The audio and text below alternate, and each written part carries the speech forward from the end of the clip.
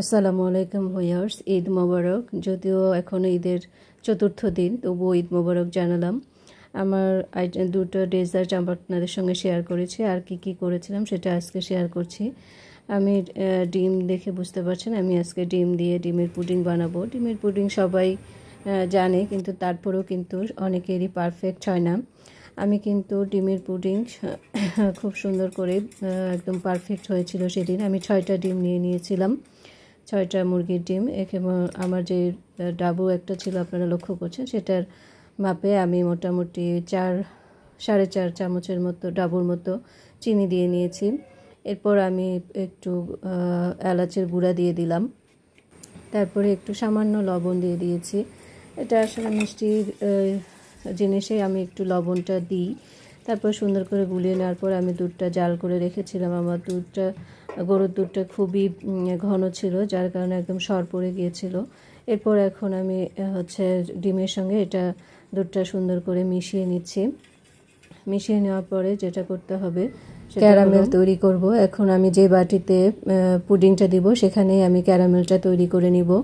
এখানে পানি দিয়ে দিলাম, তারপরে সামান্য পরিমাণে চিনি দিয়ে দিয়েছি। চিনি দেওয়ার পরে এই যে দেখেন আমার ক্যারামেলটা হয়ে আসছে। ক্যারামেলটা তৈরি করতে আসলে একটু ঝামেলাই হয়, মানে ছোট জিনিস ধরাও সমস্যা। আমি মনে করেছিলাম চুলাটা আমি বন্ধ করে দিয়েছি, কিন্তু না, আসলে তাতে আমার একটু ক্যারামেলটা গাঢ় হয়ে গিয়েছে। যাই হোক, তারপরেও মোটামুটি একটা কালার আসছে। তো এখন আমি কিন্তু এটা প্রেশার কুকারে পুডিংটা দিয়ে দিব। প্রেশার কুকারে এত দ্রুত পুডিং তৈরি হয়ে যায় যে আপনারা বাসায় ট্রাই করে দেখবেন। মাত্র 3 থেকে 4টা সিটি দিয়ে দিলেই খুব সুন্দর একটা ডিমের পুডিং তৈরি হয়ে যায়।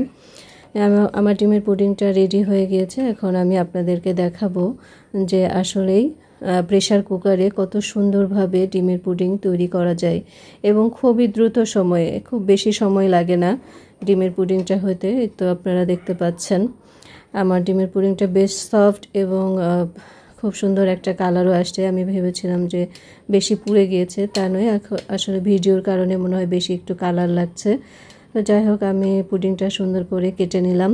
এই যে আমার একটা পার্ট পড়ে গেছে, দেখেন একদম পারফেক্ট, কোনো একটু শক্ত নয় বা নয়। এরপর আমি ফিরনি রান্না করব।